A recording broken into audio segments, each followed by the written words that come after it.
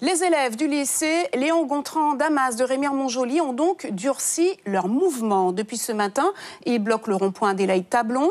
Ils soutiennent depuis hier une de leurs camarades, Layana, une adolescente en situation de handicap qui n'est que partiellement accompagnée dans l'établissement.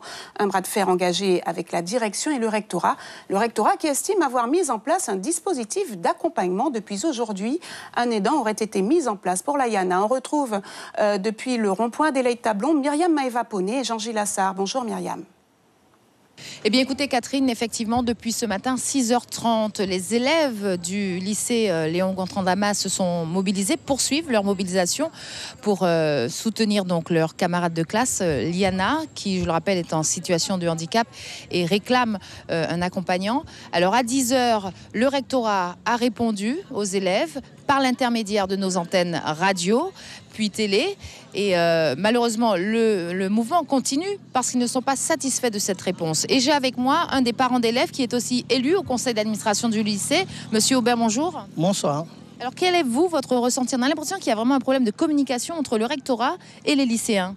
Alors, il n'y a pas de communication, puisque depuis ce matin, vous l'avez précisé, nous n'avons vu personne du rectorat.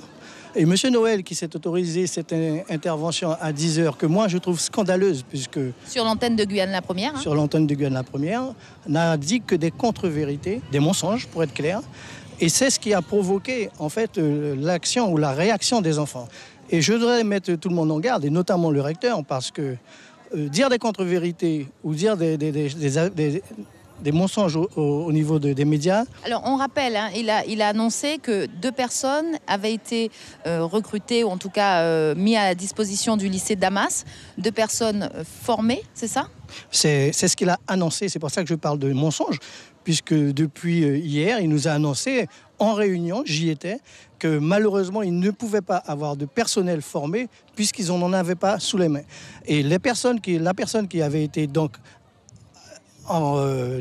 désigné pour venir, Iliana l'attend toujours ce matin. Nous n'avons vu personne.